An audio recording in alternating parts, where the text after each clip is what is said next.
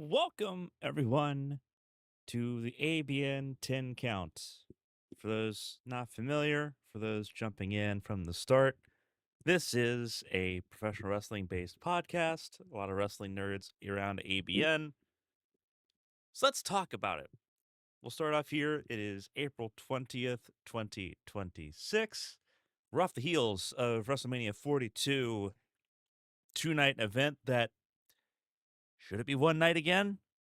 Probably won't be, but should it? Very interesting to see how things have changed over the last couple of years in professional wrestling's landscape. I'm Carmen Sienna.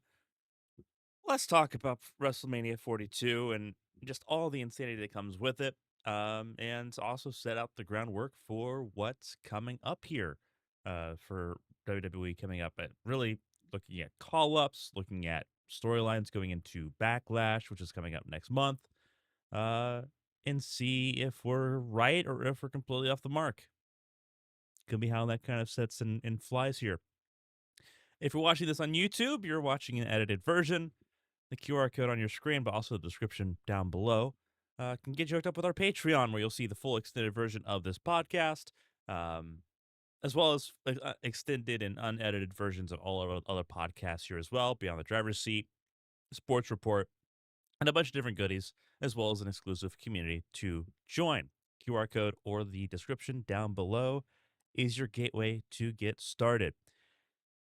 And for those that already are supporting us, a huge shout out to all of you. Our premier tier supporters here: Trade Ups Logan, Dogman2935, Nexora, B Dogs, Eli Sassick, Jason Scott, Alfred Denny, Weekend Hobby 22, Philip Snipes, Derek, Tyler Head, and Colin McDonough are our amazing premier tier subs. Your support has been greatly appreciated over the last couple months.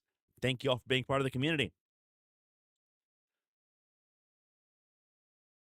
So,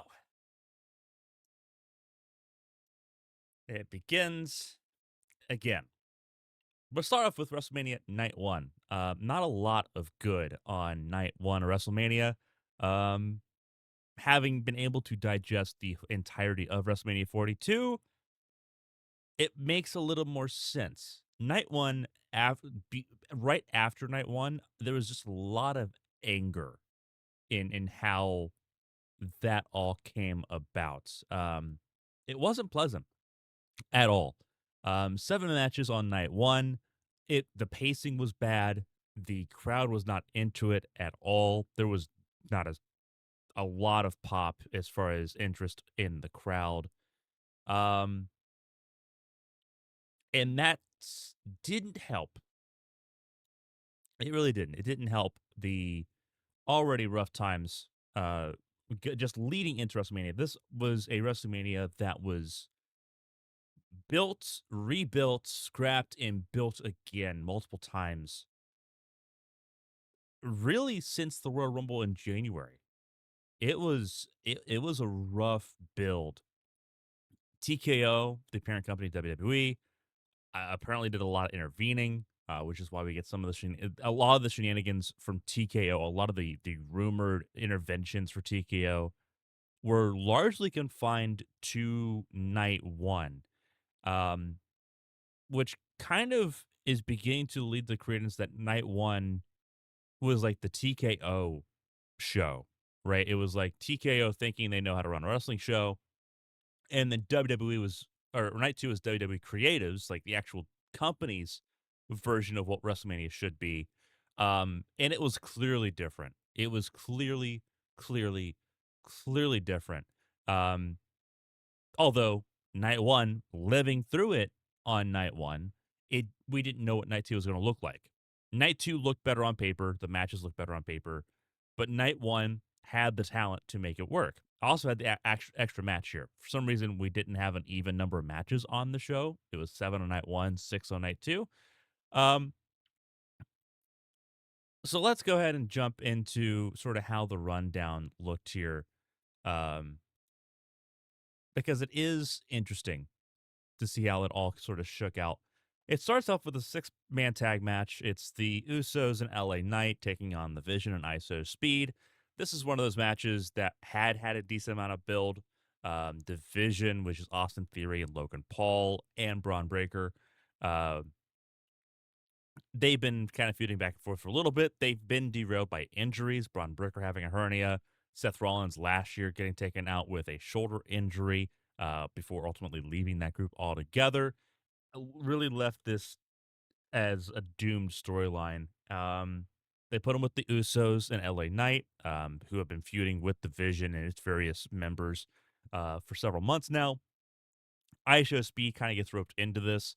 Um, gets features on Monday Night Raw, gets cursed by Danhausen, and it kind of just ends up getting roped into the madness that is around the Vision. The Vision are the the shithousing heels. They are the guys that are constantly stirring up the pot and causing trouble, and kind of getting their ass beat. Um, and part of the Danhausen curse, for those that don't follow, Danhausen is a wacky character. We'll talk about him later on in the podcast because he had a pretty cool WrestleMania moment on night two. Um, but Aisha Speed ends up getting roped into this match that he didn't want to be involved in. Um, and this is his first official professional wrestling match. Now, he is outstanding. Like he has natural talent in spades that most people will only ever dream of. There's a lot of professional athletes that can't do everything that he does, which is absurd. Like Aisha Speed is one of the coolest people, but it sets the tone for a night of celebrity interventions almost. And it's again Aisha Speed, cool dude. He can wrestle. He can go. It was really fun seeing him mix it up with veterans that know what they're doing. Um, He was also on the team that didn't botch the finish of the match. So that worked out. That was the highlight of this match, though, was the Usos, particularly Jay, um, just completely botching the finish. The 1D, not even connecting at all on the finish and getting away with it is so sad. So WWE pushed the wrong brother, and it makes me so upset. Jimmy's better on the microphone. He's better in the ring. He's more consistent. And they pushed Jay because he could yeet. God help me. Um, Overall, I mean, it sets the tone. It's a 7 minute, 69 tag match. I mean, it does what it needs to do. It opens the night. Um, the, the disappointment, unfortunately, was that this didn't there was no escalator from here. Like typically, you open the show and then it gets better as the night goes on. No, no, no, no, no, no, no, no, no, no. It did not get better from today. This was the best it got the first 2 hours of the show, which is bad. Um, so not a great time. Um, Jacob Fatu and Drew McIntyre had this unsanctioned match that on paper could have been really cool. For those that maybe are not familiar, or even for those that maybe aren't sure, both these guys, when it comes to no disqualification matches, are absolutely brilliant. Drew McIntyre's match with CM Punk is arguably one of the best matches, if not the best match of his career, a couple years ago. And Jacob Fatu, he is known on the independent scene as one of the best like death match wrestlers. He lives it. This was lame. So lame. It was so bad. So bad. 14 minutes of these two fumbling around. There's a lot of table spots, that's sure. This is an unsanctioned match. These two had an unsanctioned match because they wanted to, quote unquote, kill each other. There was, they, they tried to draw blood. They tried to go, they tried to bleed, but they failed. The gimmick failed, which doesn't, that was sort of the first sign that something was off tonight. Like, the Usos and the six-man tag to open the show was like, okay, cool. That's standard. That is this a multi-person opener for WrestleMania. That's standard. Cool, whatever. ISO Speed did his job. Everyone else did their jobs. Jey Uso sucks. Fine. Move on. This was like the first genuine sign of like, oh, tonight's gonna actually kind of suck. Um, yeah, it just wasn't good. It just wasn't good. And I watched it back last night, after I watched night two to kind of put together notes for this. It still doesn't hold up well. It's what it, there's only one match that's worth watching over. Like if you haven't watched night one, there's only one match worth watching, and that is if you're fans of Seth Rollins and Gunther. We'll talk about that in a second. Um, I left them off of this talking points thing. I'll have to fix that in a second. Um, but yeah, ugly, ugly, ugly, ugly, ugly, ugly. Is the way to sort of put that. Um, it just didn't get better. It really just did not get any better. Um, so the Dance Nation match was a failure. 14 minutes of them flopping around. Jacob Fatu won. Drew McIntyre is supposed to be off filming stuff for a TV show. I think. I think it's based off of almost said Homelander, Highlander. Drew McIntyre is Scottish. For those that couldn't pick it up, um, it doesn't help. Nobody's elevated from this. It doesn't make Jacob Fatu look better. It doesn't. Obviously, Drew McIntyre is losing, so he can go away. So he's not going to look better. Um, this sort of sucks. It all sort of sucks, and especially with everything else that happens tonight or on night one, um, this does not bode well for SmackDown. Um, just overall, just rough. The third match of the show was the Fatal 4-Way Tag Team match for the WWE Women's Tag Team Championships. You had the Irresistible Forces, Nia Jackson, Lash Legend entering as champions. They did not enter last. If you want to know how that goes, Charlotte Flair and Alexa Bliss, and Bayley and Lyra Valkyria. Um, the Bellas were this match was crafted for the Bellas. Nikki Bella gets hurt before WrestleMania. Revealed after the show that she had surgery 2 weeks ago.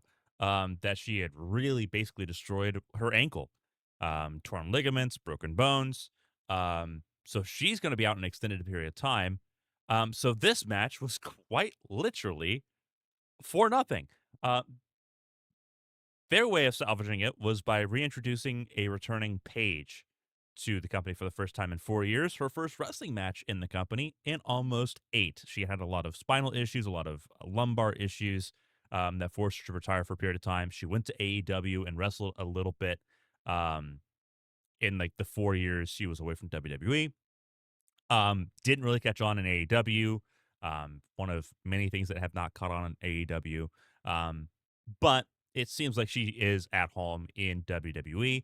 Um, Everyone seems to be a little bit happier, at least. Um, and Brie Bella and Paige win. Is sort of just how that sort of pans out. It's not a lot to write home about. It's basically just everyone hit your finisher and kick out and get us to the finish, which was Paige winning the title for Brie Bella and her. Um, I don't understand the point. At the beginning of the year, the women's tag team title scene was the best like title scene in the company, minus the U.S. title, because you had Carmelo Hayes, Ilya Dragunov, Trick Williams, and all of them in that scene.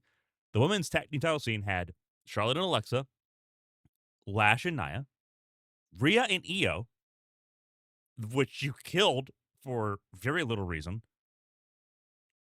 The Bellas obviously were floating around there. Kabuki Warriors were there. Like, you had a very hot scene. You left the Kabuki Warriors off the show altogether. Io Sky was not on the show in wrestling capacity. That sucked.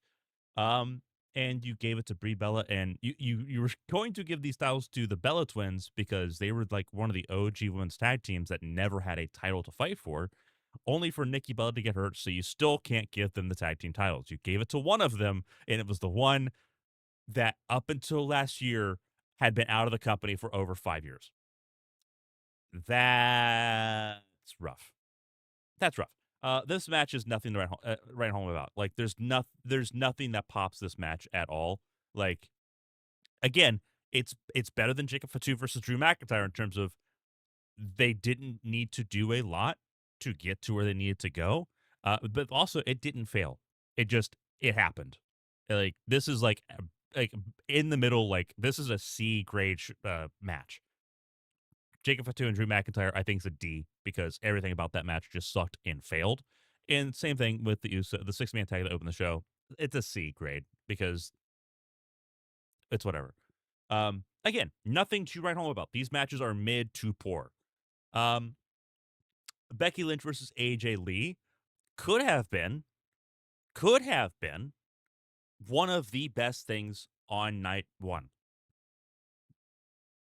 Instead of properly treating this match as the cap off to a blood feud that has been going on for 7 months, they make it an 8-minute match for it's mostly focused on Becky Lynch like in her rivalry with referee Jessica Carr.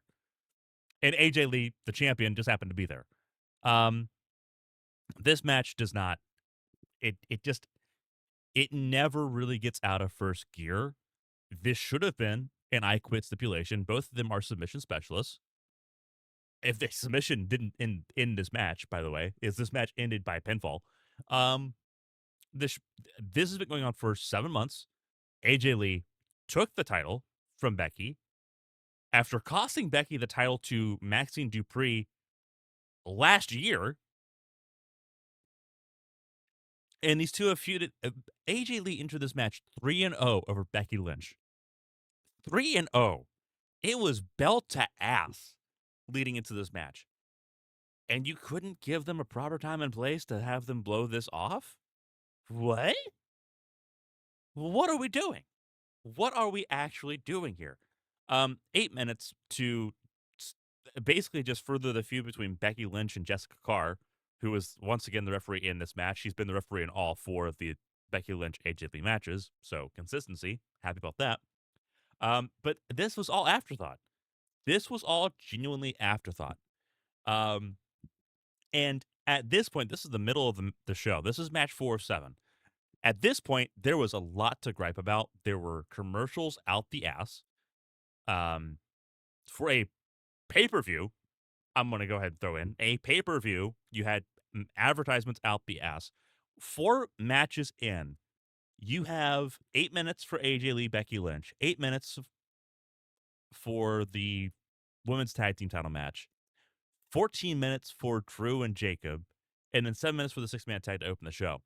That is less than 40 minutes of wrestling.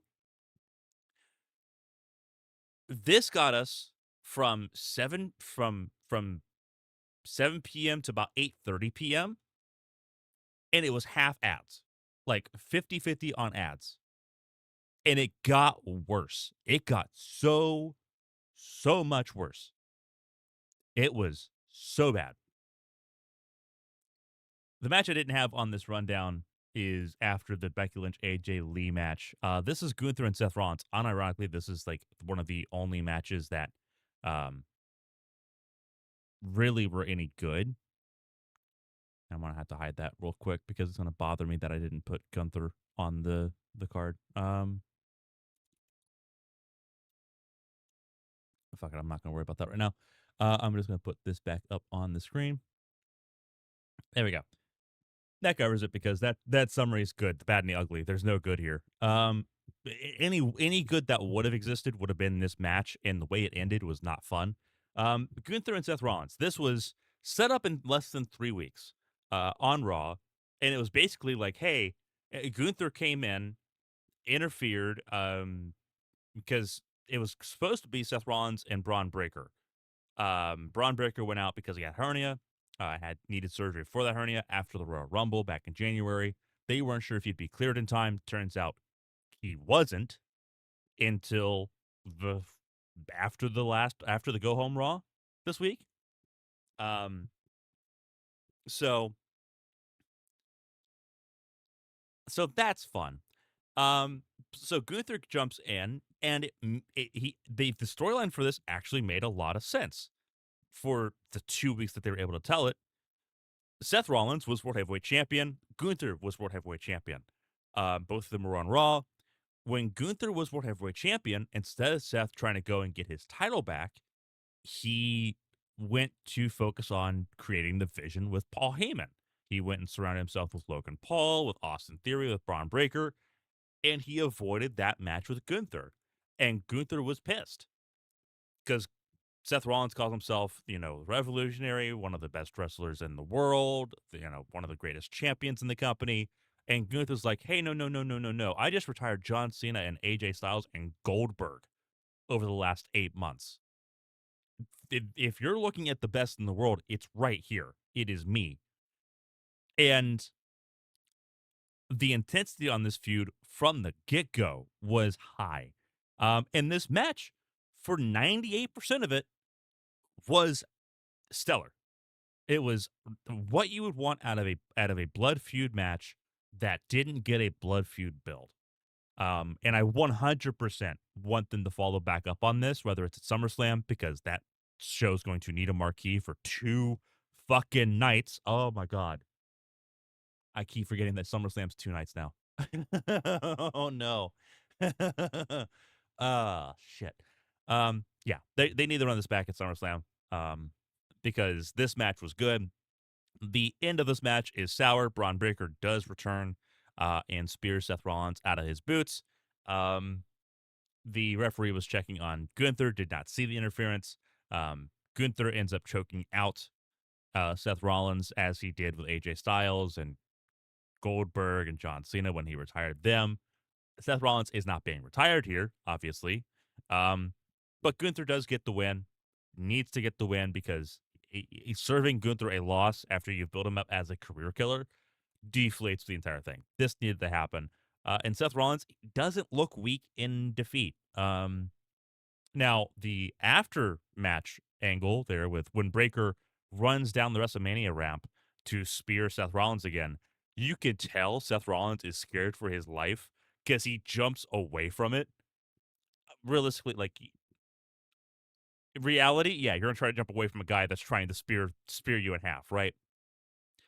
But if this is professional wrestling, where you kind of have to lean into it and lean into the theatrics, Braun Breaker completely missed the spear. Completely missed the spear. What could have been one of the best little hits of the night, one of the best like clips of the night, just completely whiffed, just completely buried. Um, and that soured things out. But the interference itself soured things out because we were having a proper match here. Um, the fact that this match, the fact that this match happened and we still had 2 matches to go, it was like, okay, we're getting to the bread and butter. Co-main event is the women's world title match between Liv Morgan and the champion Stephanie Vaquer. 2 women that can absolutely go. This is a feud. This is the hottest women's feud in the company right now. Good God, give me something. And what we got was dog shit. Absolutely dog shit. The entrances for this match for Liv Morgan, who performed her horrible song, I don't even know the name of it anymore. I have blocked it out of my memory. I think it's if the name of the song is terrible, like I think it is, it kind of describes how I feel about this entire match from entrance to end. The entrances for Morgan, for Vaquer, and the ring announcement took almost 8 minutes. The match itself was 6 minutes 51. There was no chemistry in this match. There was no psychology in this match because they didn't have time. Judgment Day interferes. Vaquer has the most offense based on percentage of moves. Vaquer hit Vaquer hit by the way, Michael Cole in this match in particular pissed me off. Completely missed the SVB, the Stephanie Vaquer bomb, which is her finisher. Completely missed it. Vaquer also hit Oblivion, which is Liv's finishing move. Which and hit it good, like hit it well. I popped when it happened, not realizing that that'd be the only highlight of the match. And Vaquer lost because there was a distraction.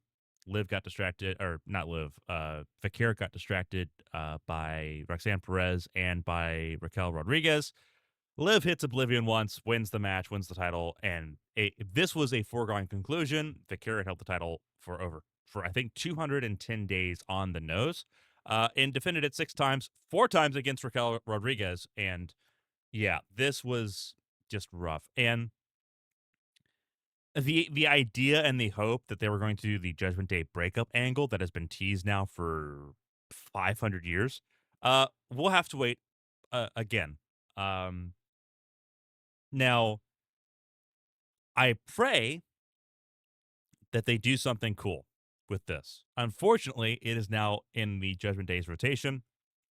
It is the only major WWE title in Judgment Day's rotation.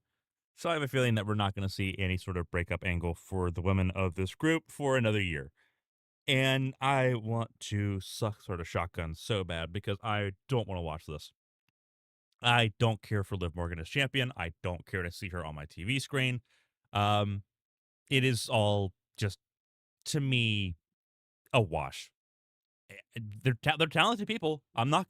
There is not there's not a person in the company that cannot absolutely put together absolute banging matches. Liv Morgan used to be one of those people. This storyline has just got to fucking go. It has to go. It has to go away. We have sucked way too much time into this for no reason other than we have nothing else to do. And that's just lazy. And that's what this match felt like. It felt like lazy. It was laziness to get the title from Vaquer to Liv Morgan when there's not a clear directive in line for anybody in Judgment Day right now. It is just wild and lame. They're going to be on TV. They're going to be annoying. And we're approaching go away heat. It's not good. It is not good. But Morgan is women's world champion on Raw. Thank God they've moved all the like they have not moved all the good people to SmackDown. I almost said that. I want them to. They've started that process, it looks like. Um, NXT calls will help a little bit, but I don't know. I don't think I want to see anybody take on Liv right now. I don't want to see anyone in that vortex of just absolute bile. Um, but that set up the main event of the night. After 3 hours, this is a 4-hour show. This is a match that this is a show that started at 6 p.m., not 7. My times are all screwed up. Going into this, we had seen about an hour. Yeah, about a little over an hour of wrestling on a 4-hour show. So we're 3 hours down, 1 hour to go. We had seen about an hour of wrestling, 2 hours of non-wrestling content, and over an hour of ads on a pay-per-view. You have to pay money to watch the show, whether it's on Netflix, whether it's on ESPN. You have to go out of your way to watch this show. The main event was given 55 fucking minutes. And it's the two people that had the least interest of the night. Cody Rhodes holding the undisputed WWE Championship, taking on Randy Orton. This is the feud that they completely botched to hell because TKO and Ari Emanuel wanted to intervene because ticket sales were low. This has been a dead horse beaten to death. They were in Vegas last year, came back to Vegas this year.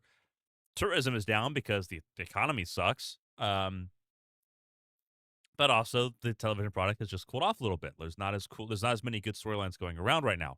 So Ari Emanuel, in his infinite wisdom as a fucking choke artist, decided to inject Jelly Roll and Pat McAfee into this rivalry.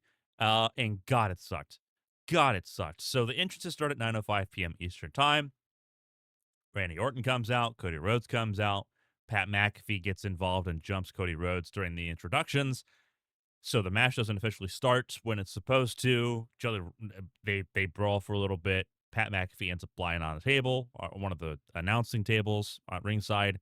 Jelly Roll appears out of fucking nowhere and drops a flying elbow on McAfee through the table. They stretch McAfee out of the way. We have wasted 30 fucking minutes of the main event doing this non-match angle to write Pat McAfee off. The bell actually finally rings at about 9:35 p.m. Eastern time. It's ridiculous. Um, this match sucks. This match is you cannot have a match so methodically slow and boring while also killing any level of storytelling that existed going into the match. This match could have been very much story based. Randy Orton brought Cody Rhodes into his system. Legacy was the kickstart for Cody Rhodes' career in WWE. Cody Rhodes had been a part of tag teams beforehand. Legacy, in attaching himself to Randy Orton, who was already a top star at that point, kickstart Cody Rhodes' career in professional wrestling, put him on the map. That's what led into Cody Rhodes becoming a single star and going after the IC title in his original run in WWE. There was a lot that you could lean on, and it seemed like they were beginning to do that before Ari Emanuel intervened and began injecting Pat McAfee and Jelly Roll and these celebrities into the conversation.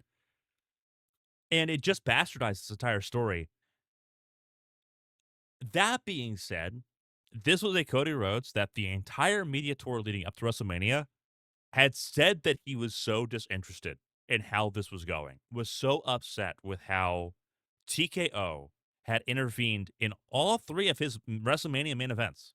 40, 41, and 42 were all TKO interventions because they didn't trust in Cody Rhodes.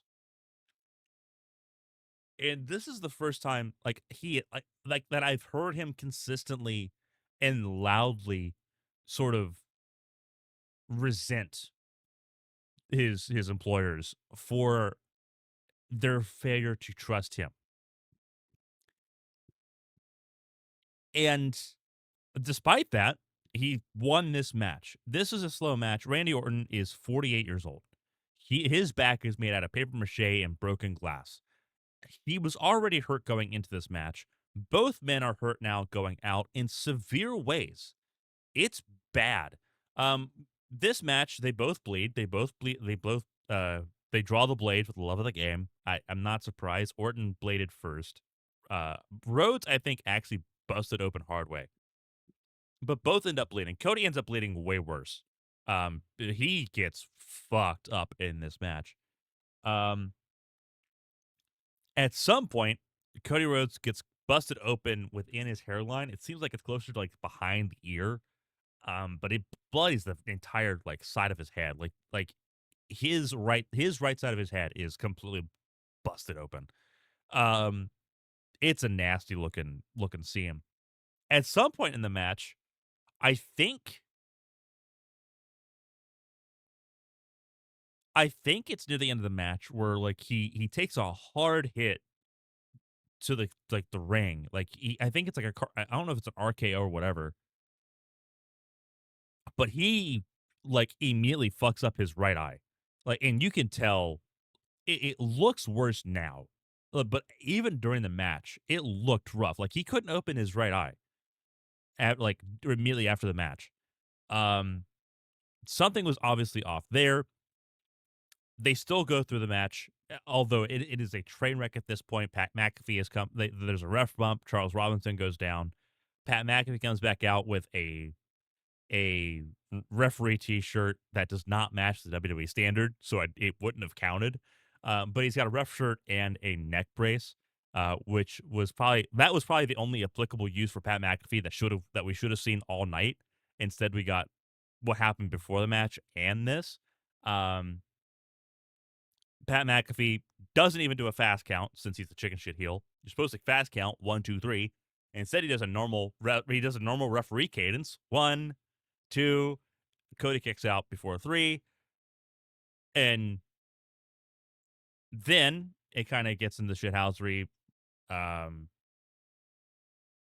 Orton RKO's McAfee after RKOing Robinson. Cody Rhodes. This match, fuck. So part of the reason that the psychology sort of fell apart is that they've inverted roles during the match. with Randy Orton becoming the babyface and Cody Rhodes becoming the heel. Cody Rhodes did an eye poke, which led to the Charles Robinson RKO that took him down. Cody Rhodes then low blowed Randy Orton. Orton tried low blowing him first. Cody blocked and then gave a low blow of his own. So Orton was trying to be a heel. Cody was just a better heel despite being the babyface in this match. I don't fucking understand it.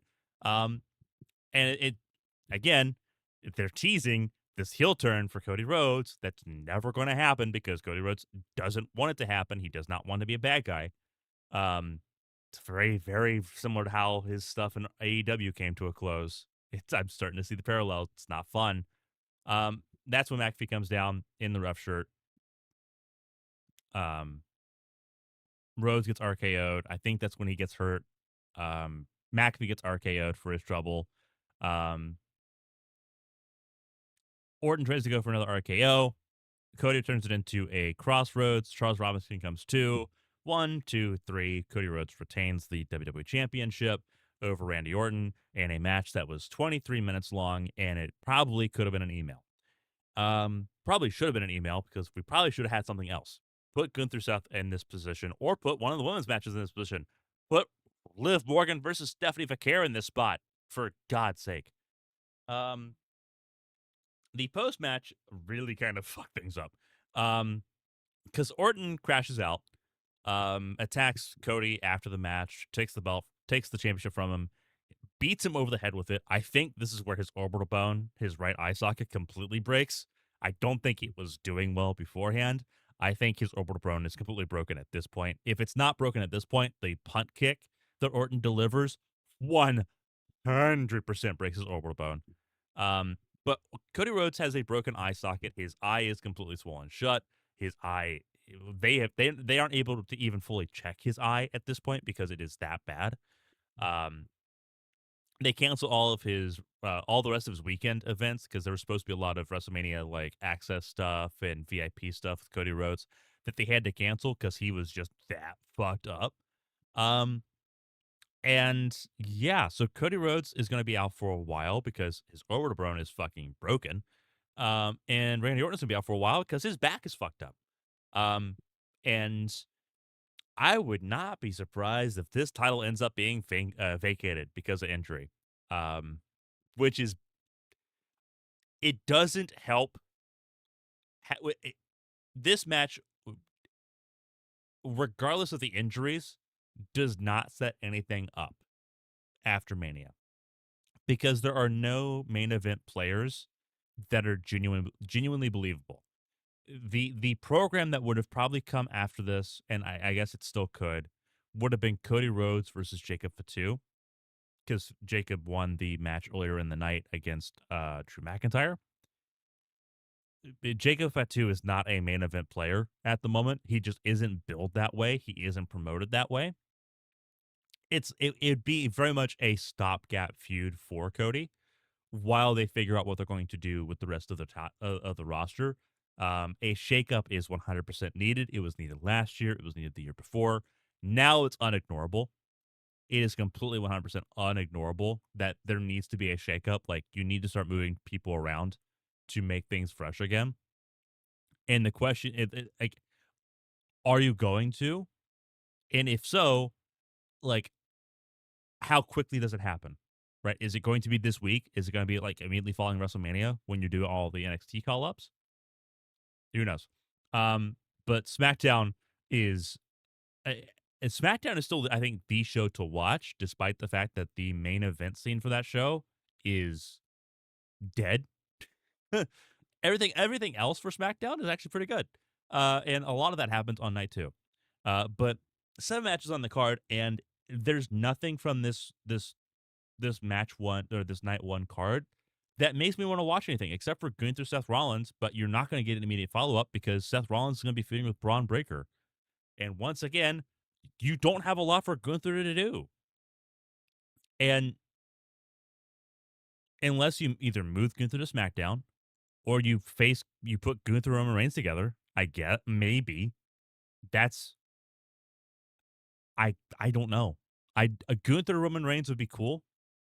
I don't see you wasting it on Backlash Maybe you do it at Clash in Italy, which is in 2 months. I could do it. Um, but yeah, and once again, you've got a lot of things that you could do, but nowhere to go with it. That was the story of night one. Everyone here has like either the storyline sucks, like Liv Morgan's case, because they're still slow building that breakup angle 4 years later, or you have people that need to be active, but you don't have anything long term to put them in because you're waiting for SummerSlam. Like everything between now and SummerSlam is just stopgap, and that sucks. That sucks a lot.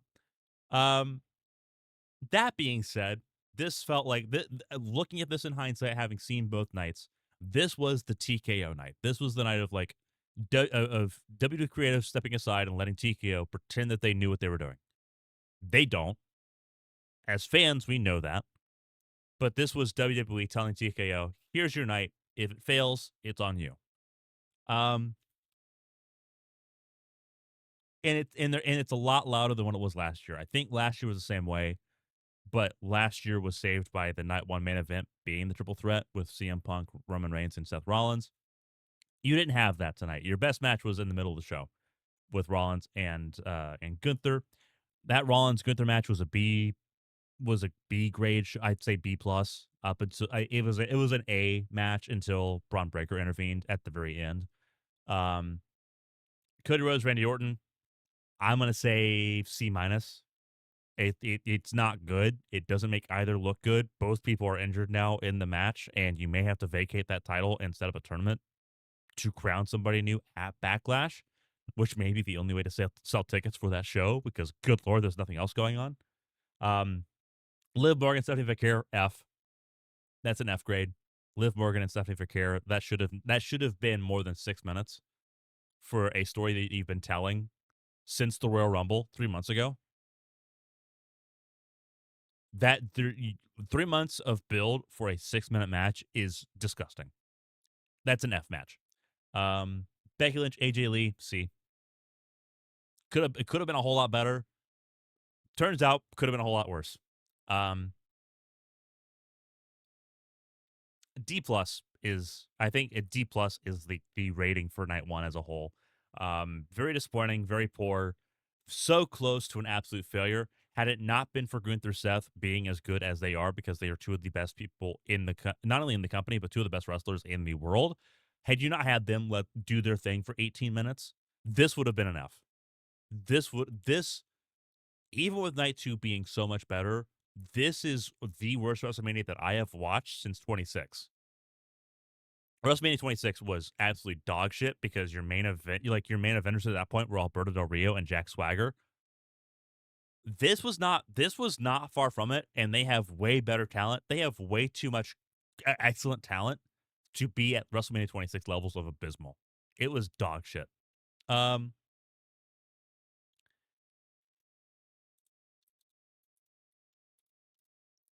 that being said, WrestleMania Night 2, a lot better.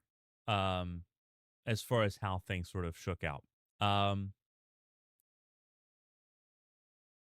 Night 2 opens up Obafemi taking on Brock Lesnar. Now, the tie-in going into tonight was 6 matches on the show, not 7, so one less match to worry about. Um, this night tonight, the night 2 did end earlier because they had the less match. It's not like they were both 4-hour shows; they weren't. Um, but this match, just on paper, looked better. Obafemi versus Brock Lesnar. You had the ladder match for the IC title, very reminiscent from WrestleMania 31, where they had where that ladder match opened the show. Um, Sami Zayn versus Trick Williams for the U.S. title. Finn Balor versus Dominic Mysterio. Rhea Ripley and Jade Cargill, and CM Punk and Roman Reigns. All of those matches on paper could be great. Sami Zayn, amazing workhorse. We know that. Trick Williams has been Trick Williams, Javon Evans, and Obafemi. They were called up after the Royal Rumble this year. all three have taken off. All three of them are extremely over. Obafemi, dude needs to take a bow. That Obafemi is the next main eventer for WWE for the next 15 years. This match was just excellent. The idea going into WrestleMania was that Brock Lesnar was going to wrestle WrestleMania and then wrestle in Minneapolis for SummerSlam, and he'd retire in his hometown or in his home state. Excuse me. That now seems to be sort of in the mud. Brock Lesnar handpicked Obafemi for this match at WrestleMania and put the dude over. Every interaction, I think minus one. I think there's one interaction where Brock Lesnar got the upper hand on Obafemi, but like it was for the most part, it had been belt to ass. Obafemi standing tall on TV over Lesnar every week, which is insane. Um, and he stood tall here. It's a 5-minute match. You're not going to get long matches with Brock Lesnar. That just isn't how he rolls. It's not how he's rolled for the better part of a decade. Um, but Brock Lesnar puts Obafemi over in the biggest way possible in front of the world to open up night two. And immediately the tone shift between night one and night two, instantaneous. And God, it's so good. The curious thing, so Obafemi wins in this less than 5-minute match. Um, Brock Lesnar takes off his gear, takes off his boots and his gloves, and leaves them in the ring. For those not accustomed to professional wrestling, and again, I don't know who all this reaches audience wise, so if you are a professional wrestling fan, my apologies. You already know. If you take off like your gloves or like your boots, like if you take off like a significant portion of your wrestling gear, usually that's indicating that you're retiring. And that's what this indicated, is that Brock Lesnar was not going to retire at SummerSlam, but he's retiring at WrestleMania. That he had chosen his opponent, he had chosen his way to go out, and this was it. Unannounced, unceremonious. He put the guy over on the way out, and he's done. Um, Now there is still a legitimate possibility that Gunther attacks Paul Heyman, and that draws Brock out for the match at SummerSlam. That could very well be the plan right now because the Gunther had hinted by taking on Seth Rollins that Paul Heyman owed him a favor. But in the moment, it was like, oh, Lesnar's done.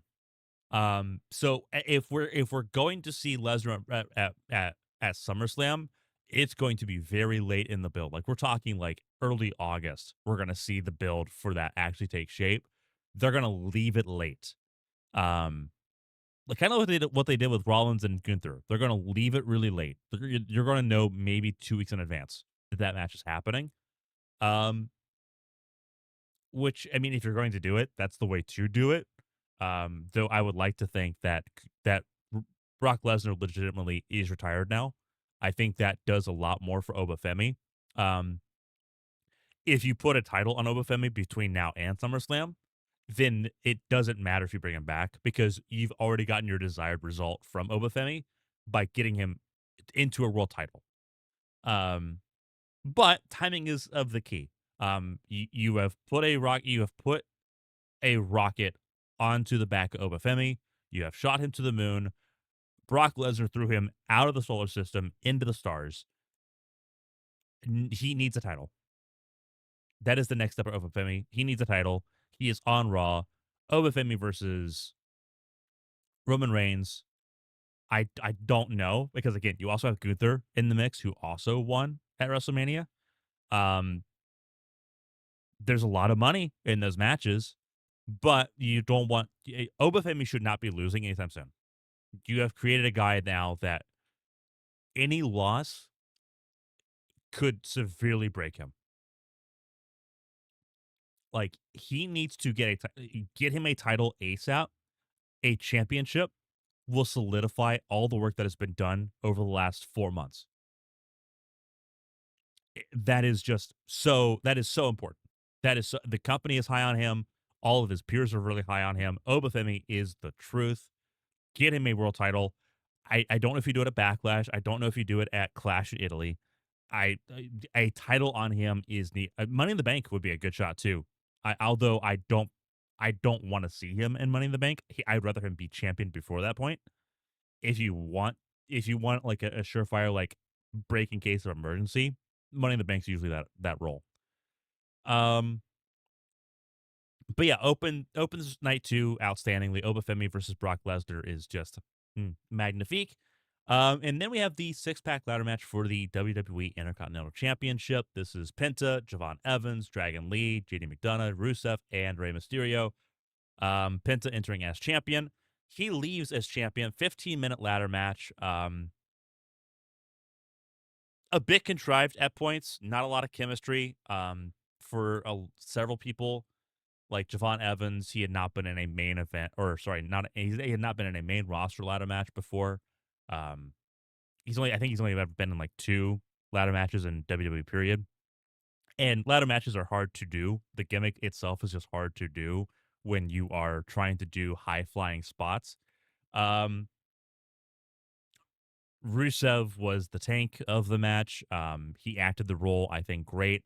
And all the high, and this, he is the only non-high flyer in this match, so he filled his role to perfection. Everyone was hitting all of their high flying spots onto him at one point.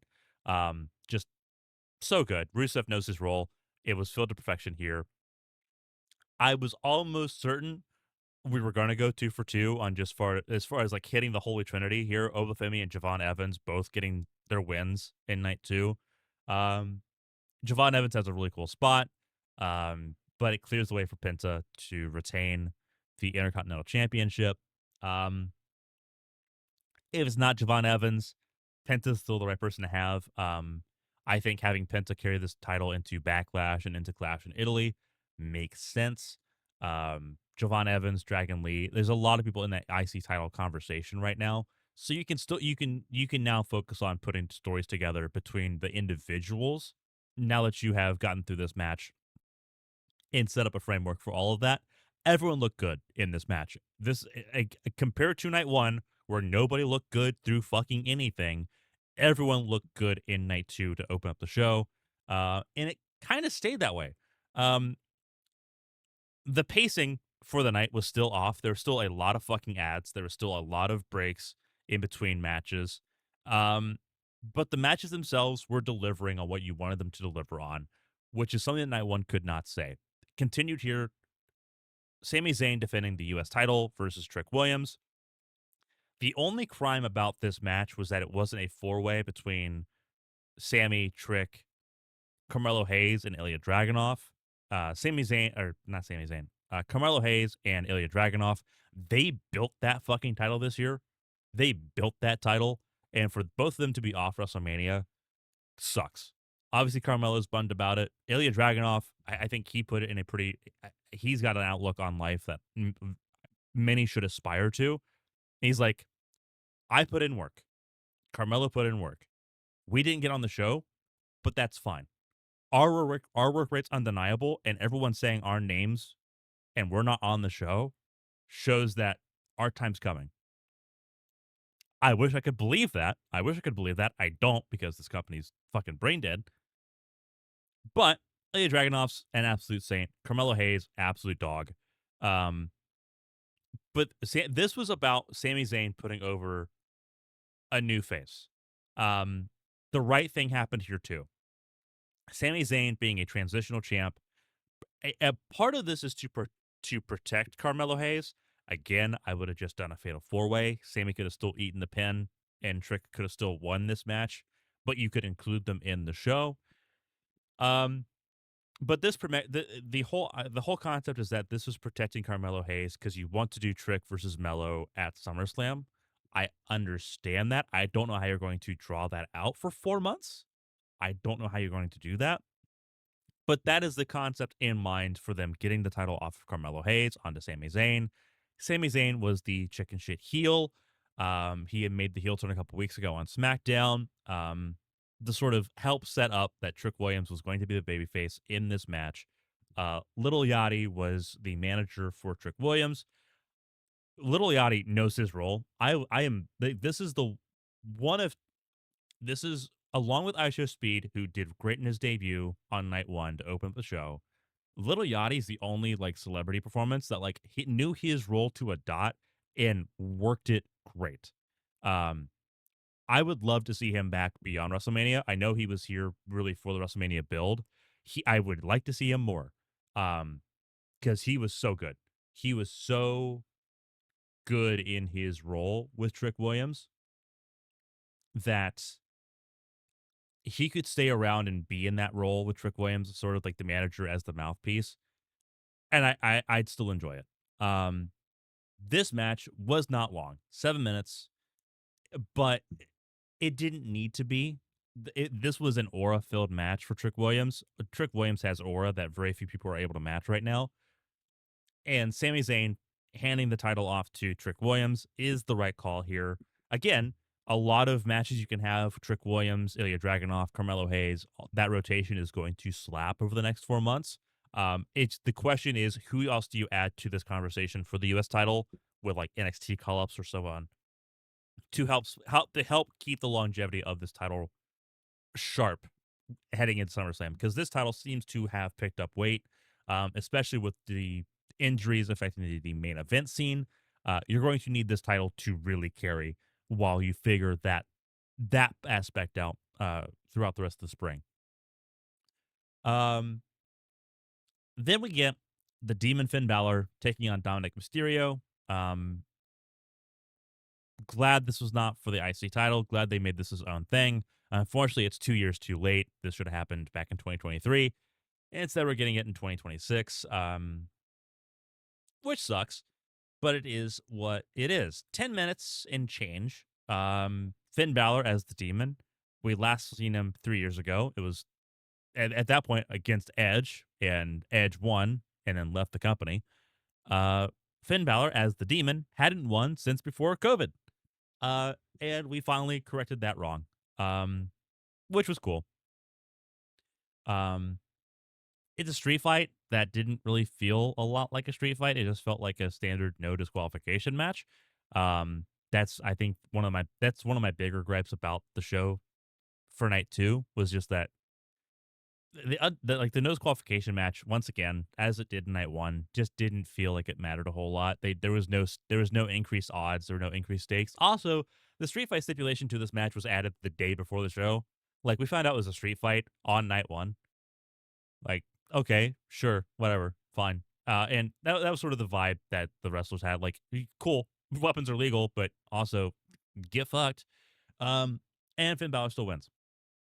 I don't know what you do with Finn Balor after this, other than inject him into the IC title scene.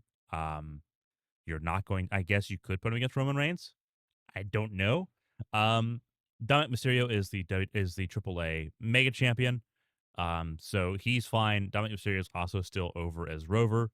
So he's not going to look bad in defeat anyway. He's a heel. He's going to have to lose a lot anyway. This was sort of, again, middle of the card. This match was, the match itself was good. Would I go and rewatch it back over and over and over? No.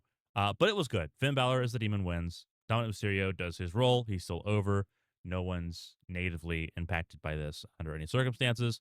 And we can all move on and live happy lives. The pacing of the show really falls apart after the upcoming match. So Rhea Ripley versus Jade Cargill for the WWE Women's Championship. This match, only women's match on night two, actually got time. 10 minutes, but one of the better matches Jade Cargill's ever had. I think one of the longest singles matches Jade Cargill's had too. And both were great in this match.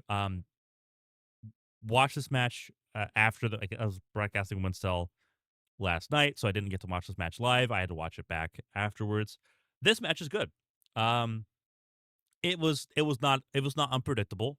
Rhea Ripley and Jade Cargill, they're both absolute like they're both they're cut from the same cloth. Like they're both tall, they're both built, they're strong. They are the Goliaths of the women's division. Um, and they wrestled like it. Um, Jade pulled out some pretty cool moves that I hadn't seen her pull out in a long time.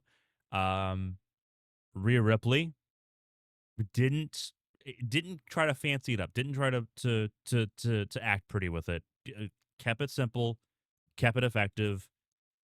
Interference. Jade's I don't know what Jade's new faction's name is called, but Meechin and BFAB they try to intervene. Um, Io Sky comes out to even the score, even the odds. Um, Twice Rhea countered Jaded. The second time, Rhea countered it in a very slick way, kept hold of one of Jade's arms, and perfectly sequenced it into a riptide to win and become WWE Women's Champion for the fourth time. Um, but the match was cool. Like the match was cool. This was a match full of aura from start to finish. Both Jade and Rhea um, knew what they were going to do. This was a feud that in the build up to this feud sucked because Rhea and Jade don't like each other. Just fundamentally, they do not like each other. They do not have a lot of chemistry on the microphone against each other. But you let them wrestle, and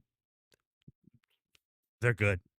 They're both good. Like this match, despite the build sucking, this match was good, and that was the concern was that on paper this match could have been great, but with how bad the build had been, was the match going to be as bad as the build? The answer to that question was safely no. This match was great. It was the best women's match of the event across both nights.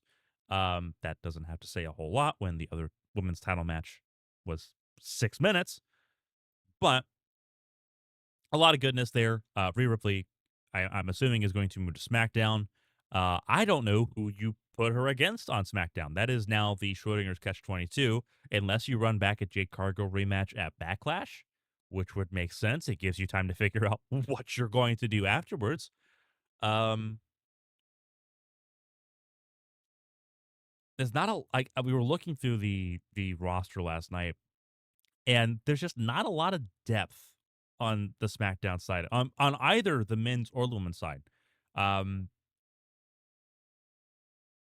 Again, NXT call ups are going to change a lot, but you have to do a lot of building on the SmackDown side, a lot of building because SmackDown is the longer show now.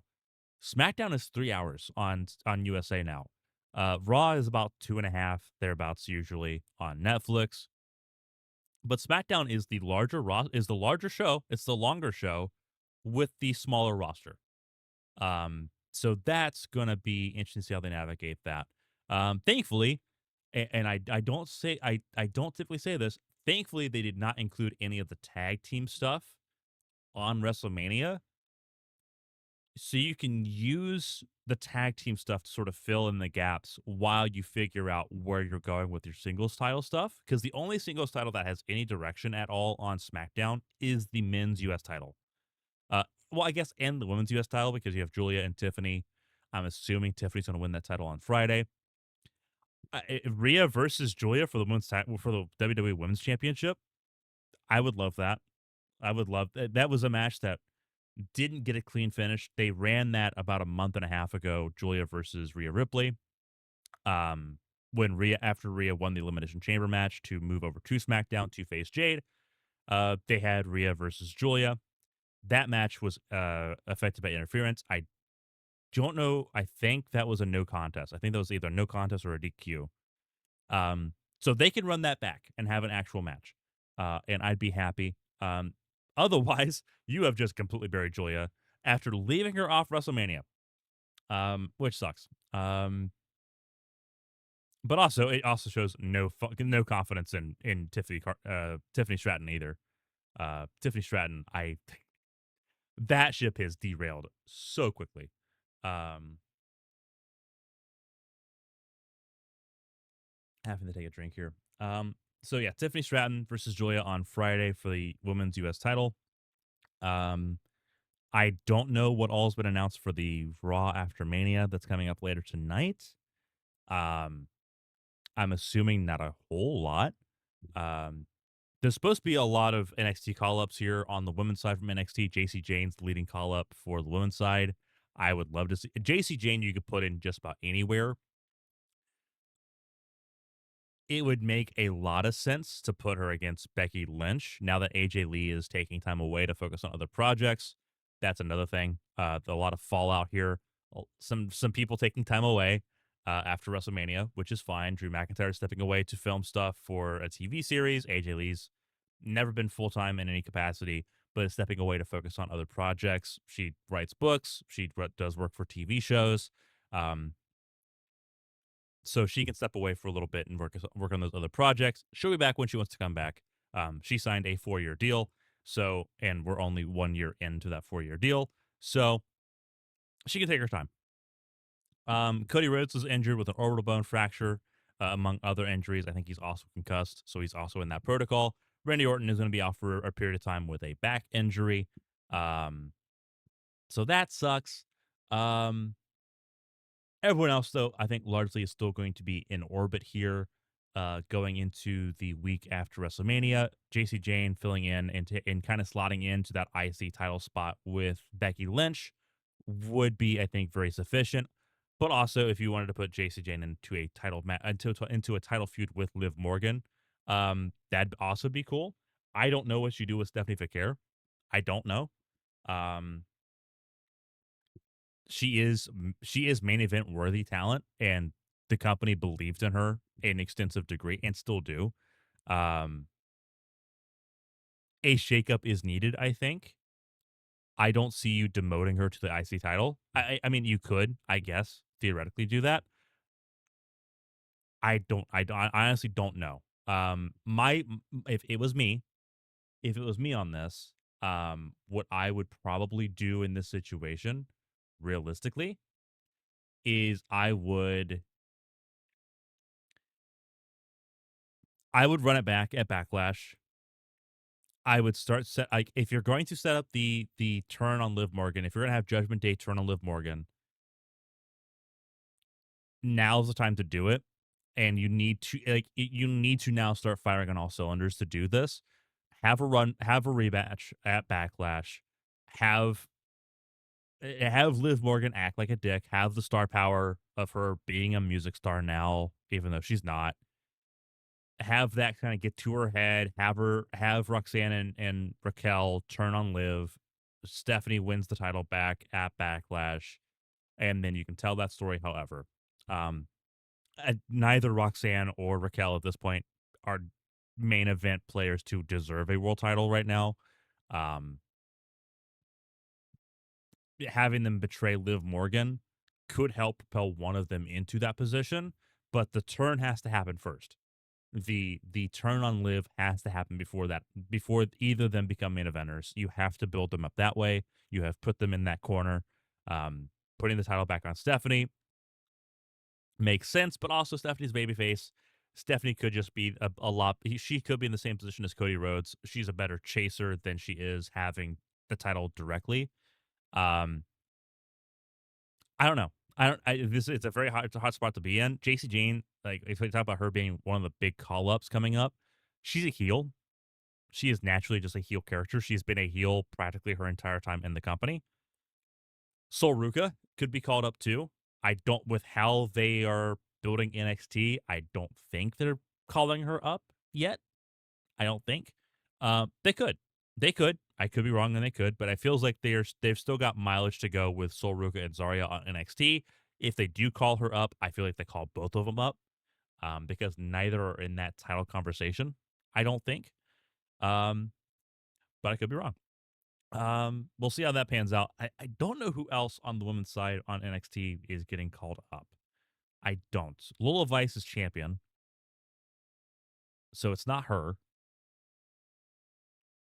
I don't know who else you call up on the women's side. On the men's side, it's a little bit more clear. Joe Hendry, Ethan Page, Ricky Saints, all three of them are probably getting called up.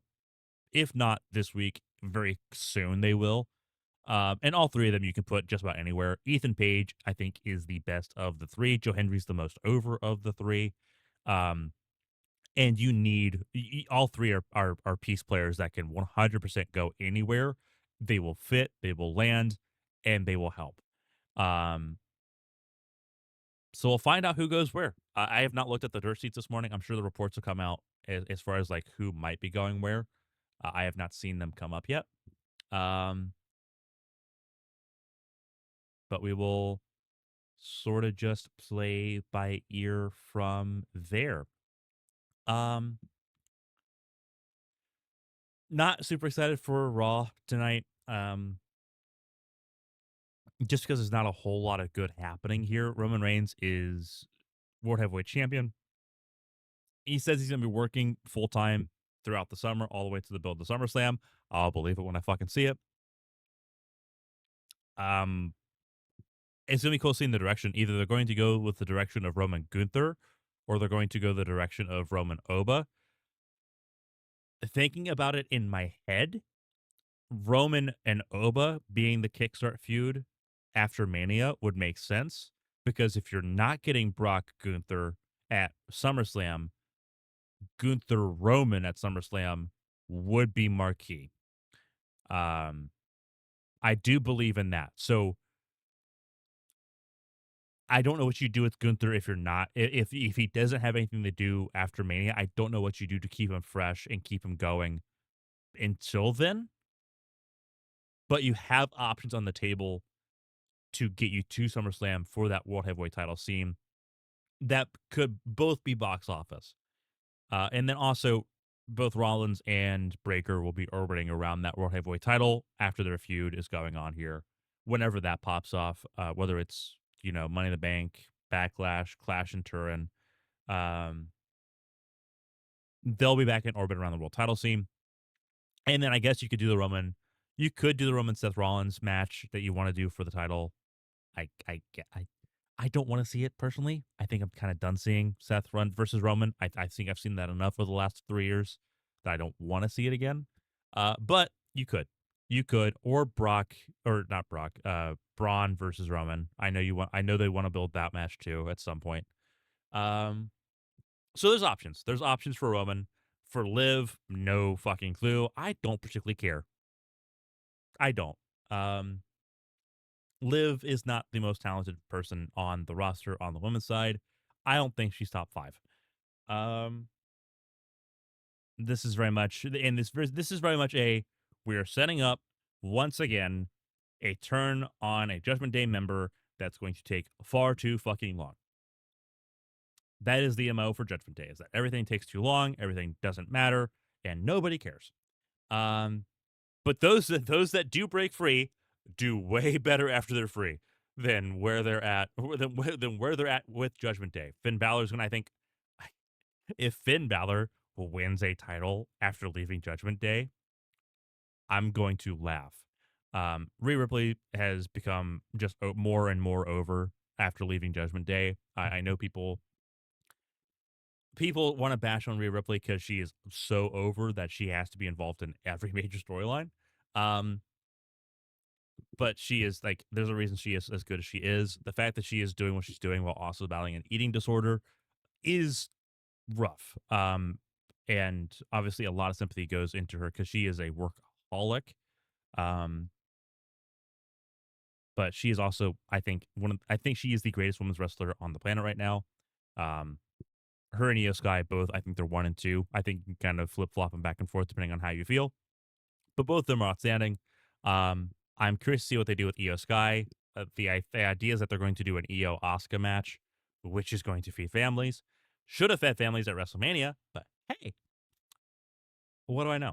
Um, so they'll probably do that at Backlash.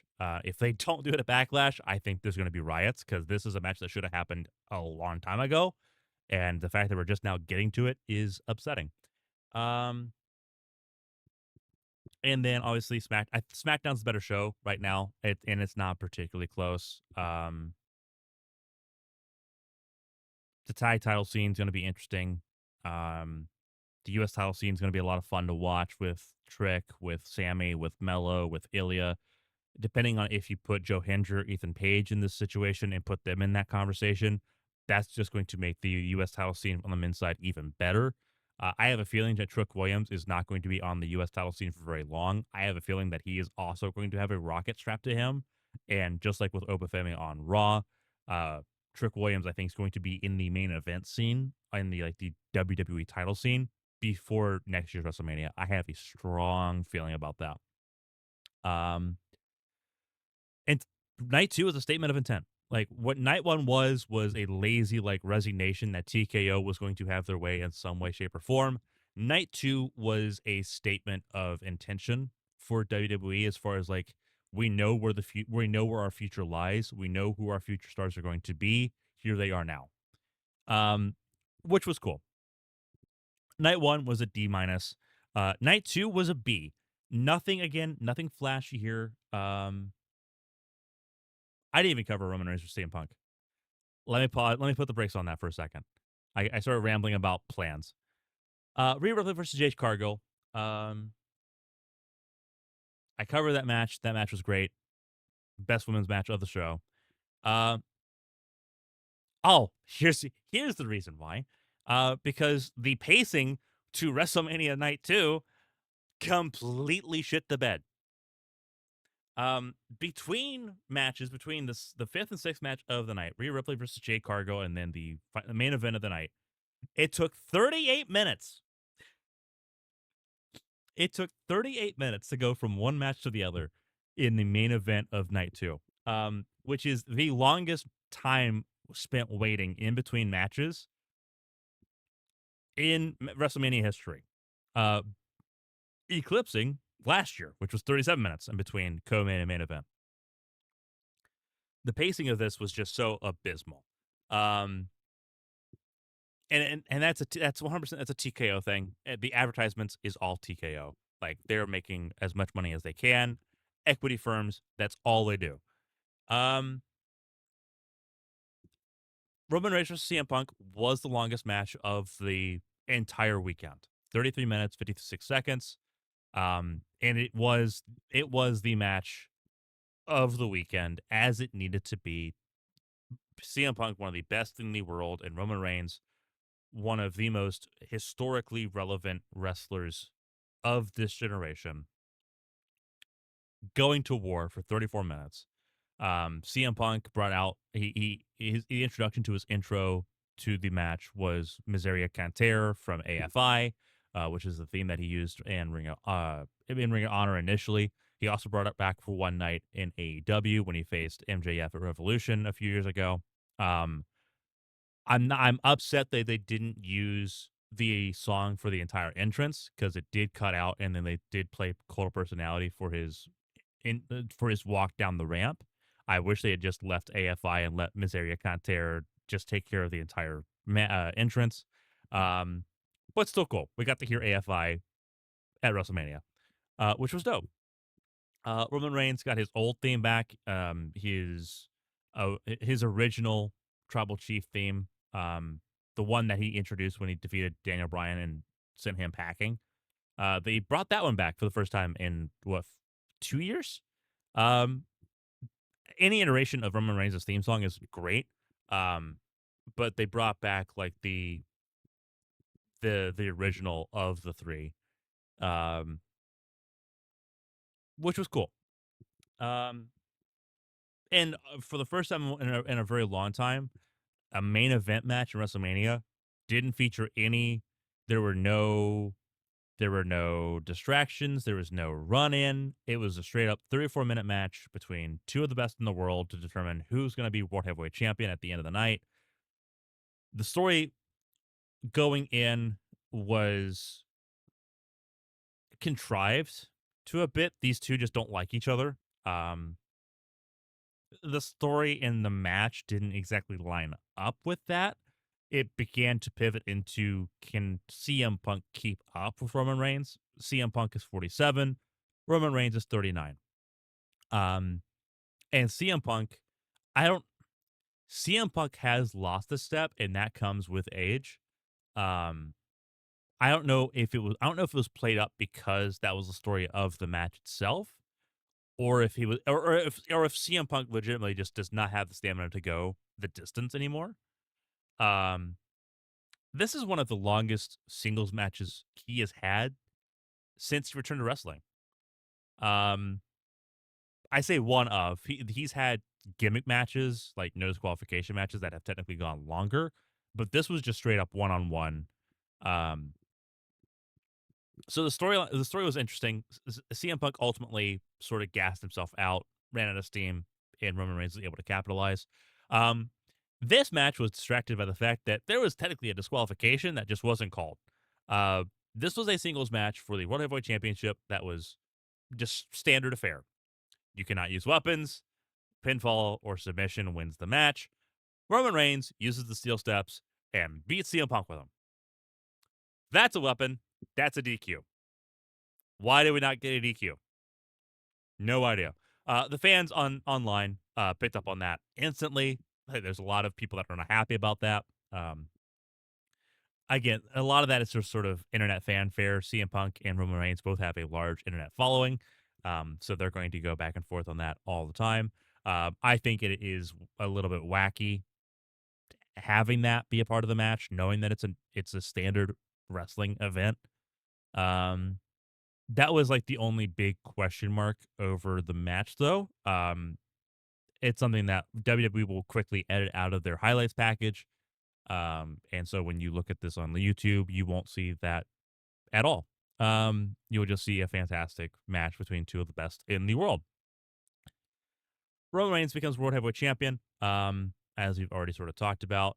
There's a lot lined up for Roman Reigns um, to do, whether it's with OFME, whether it's with Gunther, Seth Rollins, Braun Breaker, all in that conversation.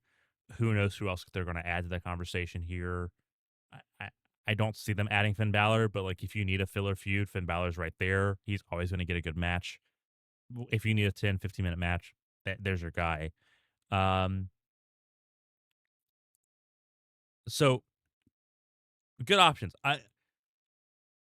When it happened, and some people can vouch when it happened, I was not happy. I wanted CM Punk to win the match. Looking at the big picture, Roman Reigns winning, if he is staying and he's going to be present all the way until SummerSlam in a full-time capacity, I'm not mad by it. It gives you Oba, it gives you an Oba match, it gives you a Gunther match if you're going that way for SummerSlam, and I think that might be the pivot that they go with. You have Seth, you have Braun Breaker, you can get both of them in the 4 months between now and SummerSlam. It makes a lot of sense. Like there is a way to build this up for Roman Reigns that he can have a legitimately like monstrous run as World Heavyweight Champion before either you give the oh, I would rather see Gunther first. I don't think I want to see Oba immediately. I don't think I don't think that's the route they're going to go. I think Roman Gunther right out of the gate. I think that's the way to go.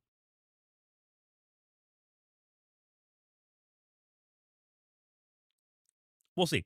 We'll see. But there is intrigue in the World Heavyweight title, as there typically is. It is the workhorse title.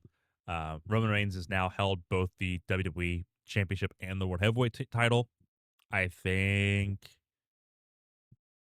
he's not the first to do it. Obviously, he's not the first to do it because Seth has. Seth was the first World Heavyweight Champion. Gunther's only held one. Damian Priest has held both. Drew McIntyre's held both. So Roman Reigns is not in. He's not alone in that conversation. CM Punk's also had both. So Roman is not alone in that. He just joins a really exclusive list. But yeah, very weird seeing him as World Heavyweight Champion after he held the WWE title for 4 years.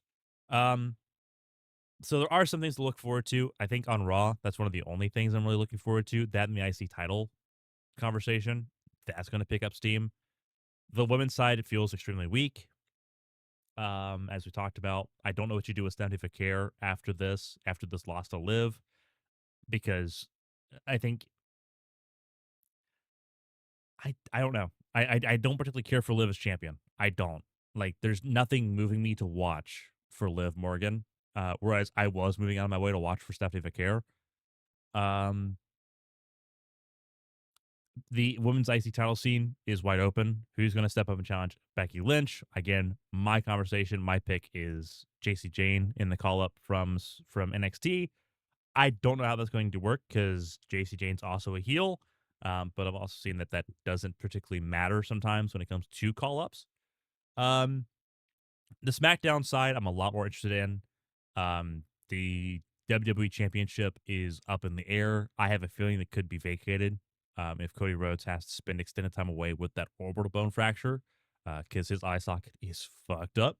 Um, the U.S. title scene on the men's side is outstanding. It is unspectacularly weak on the women's side, and that is all WWE's doing because they have someone in Julia that can absolutely fucking go. Instead, you're going to give it to Tiffany Stratton because, of course, you are. But if we get Julia versus Rhea Ripley for the WWE Women's Championship, then all worth it. If Julia gets an upgrade in a WWE Women's Title opportunity, I'll take it.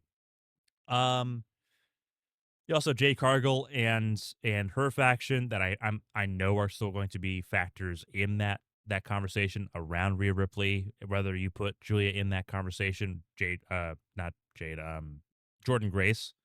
That's a match I want to see. Rhea Ripley versus Jordan Grace. Yeah, thank you. And Jordan Grace just came back from injury after she had an ankle sprain. Chelsea Green should be coming back at some point soon, so the U.S. title scene could pick back up at some point. Um, Tag team scene on both sides could definitely do a lot of lifting. They were not featured at all um, on WrestleMania. The only like men's tag match was a match that did not include the titles. So I'm assuming you're going to have I hope you have a lot planned for those titles. Otherwise, they're just wasting space. Um, but yeah, so Raw's tonight on Netflix. SmackDown is on Friday night on USA. Or if you're watching internationally, then it's also on Netflix. Congratulations, you won the lottery.